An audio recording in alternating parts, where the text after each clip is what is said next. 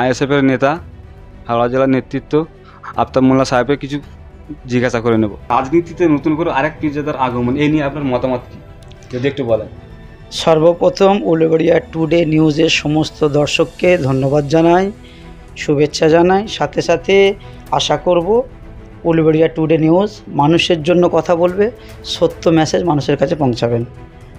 সর্বপ্রথম যেটা আমি বলবো, আপনি যে প্রশ্নটা করলেন রাজনীতির ময়দানে নতুন করে আরেকটা পীরজাদা। দেখেন, পীরজাদা, আলেম ওলামা, সৎ মানুষ, ভালো মানুষ যত রাজনীতির ময়দানে আসবে, রাজনীতি থেকে দুর্নীতিটা কমে যাবে, বুঝেছেন?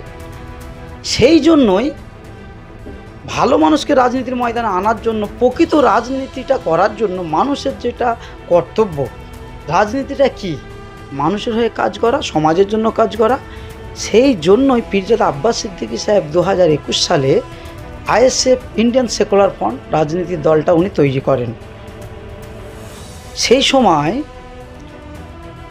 বর্তমান এই সময়তে যিনারা 2021 সাল থেকে এখন পর্যন্ত যিনারা বর্তমান শাসক দলের পরিপূর্ণভাবে দালালি করছে, কিছু আলেম সমাজ, হুজুর সমাজ, ইমাম সমাজ, সেই সময় অনেক রকম কথাবার্তা বলেছিলেন। আব্বাস সিদ্দিকী ভাইজানকে অনেক বড় বড় কথা বলেছিল, হুজুরের ছেলে কেন রাজনীতি করবে, অনেক বড় বড় কথা বলেছিলেন, পীরজাদারা কেন রাজনীতিতে আসবে। আজকে তারা চুপ কেন? এখান থেকে পরিষ্কার বোঝা যাচ্ছে যে যাদেরকে মমতা ব্যানার্জি, বর্তমান তৃণমূল কংগ্রেসের সুপ্রিমো, কিছু আলেম সমাজ, হুজুর সমাজ, ওলামা সমাজকে ঠিক বনের পশু পাখিকে গলায় বেড় পরিয়ে পুষে রাখে, জানেন? এইভাবে কিছু আলেম সমাজকে পুষে রেখেছিল নামধারী মুসলমান। তারা সেই সময় আব্বাস সিদ্দিকী ভাইজানের বিরোধিতা করেছিল যে কেন রাজনীতি করবে, কী জন্য রাজনীতিতে আসলো। আজকে যখন আরও হুজুর, আলো আলেম সমাজ, আরও ইমাম যখন রাজনীতি এসে, তারা তাদের মুখে কোনো কথা নেই।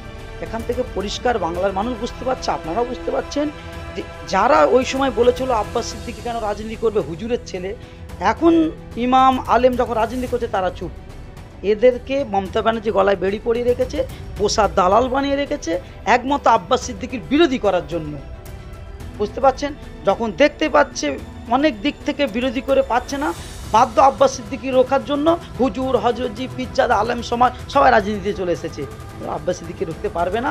আর আব্বাস সিদ্দিকী তখনও সৎ ছিল, সত্য ছিল, এখনও সত্য আছে, বাংলার মানুষ বুঝতে পারছে।